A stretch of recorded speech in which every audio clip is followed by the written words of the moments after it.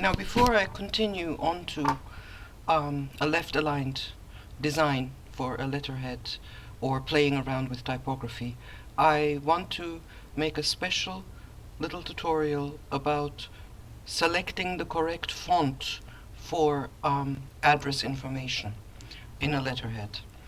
Now, what you want is a font that is adaptable, that is easy to read. It can be a serif, it can be a sans serif, it can even be a slab serif in certain cases. But the important thing is that this font will become a part of your design system, so you need to select accordingly. So you can't go for something that is really fancy, even if you think it looks nice. It has to be something that is very, very adaptable, because this font that you're going to be using is going to be used again and again and again, not only in the letterhead, but also in future things like packages, like clothing, and then also things like brochures, like flyers, like posters. So when you are selecting this font, you really have to be aware of the fact that it has to be something that is quite universal and that is very easy to adapt to not only the letterhead, but also to other projects, and that it is readable. So now, when I selected this one here, I went for Barlow.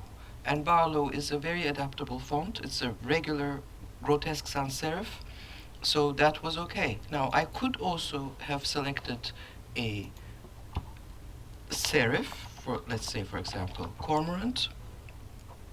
So let's go with the regular of Cormorant. Now, had I done that, I would have decreased the leading, probably even more, because Cormorant is a more round font.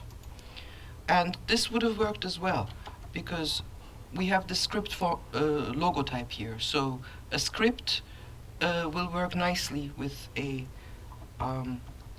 serif font as well. So that could have worked. However, it has to be an adaptable font. Now, if I had gone for something like, let us say, Bauer Bodoni, which is also a serif font, but it's a very strong serif font, okay? So by that, what I mean by that, okay, let me just do it here, and then let's zoom in. The thing about Bodoni is that, zoomed in a bit too much, I think. The thing about Bodoni is that the difference between the thick strokes and the thin strokes is really, really, really high, which means that Bauer Bodoni or Bodoni are really good for headlines, for big pieces of text. However, when it comes to things like body text, things that you have to read in a small size, then they become problematic. You can't read it as well as you can Cormorant. So if I go back here, this is much, much easier to read than this. Now, there's a slew of adaptable serifs that I could use. I have Bauer Bodoni in here actually, but for the purposes of a small text, for a body text or an address text, it wouldn't really be very appropriate, but Berkeley Old Style would be appropriate, or let's see, what else do we have here? Caslon would be appropriate.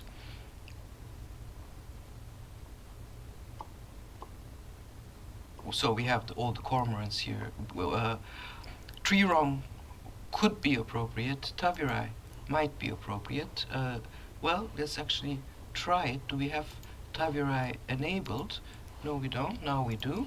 So let me make this Tavirai and see how that is going to look. So if I just take the light, here's the regular, which might be a bit too thick, but if I take the light, then this would work as well. So I can read this very easily. It's an adaptable font, and it also probably works very nicely together with the logotype, which has a script. So the script and the serif would actually create quite a nice little harmony. Now, you could also maybe use a slab serif. So let's try one. We have stymie here. Now, stymie doesn't have any Turkish characters, so we are missing some stuff here.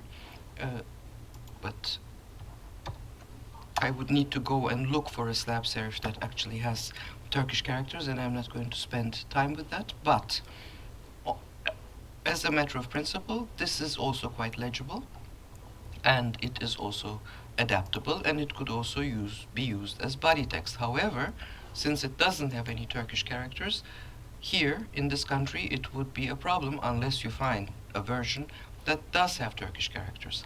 Now, what you definitely wouldn't do is go for things, let me just go to the actives here, that are really, really fancy, even if you think that they are really nice. So for example, this here, Anderillo font. It looks beautiful. It would be nice for a logotype or things like that, but if we were to write Anderillo,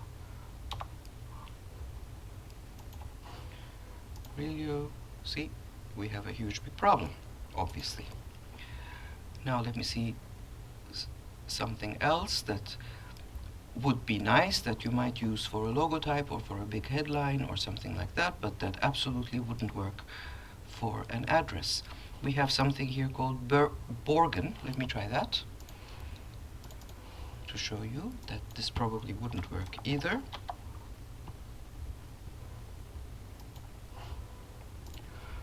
And yeah, this would be very difficult to read as well because it really spreads itself out. It's an extended font, and it really doesn't work, does it? So, to go back to here, when you select fonts for addresses or for body texts, you always have to go for things that are, one, adaptable, because you will be using them in a lot of other things as well, and two, they have to be legible. You have to be able to read them very, very clearly. So those are the two things that you need to pay special attention to. See you later.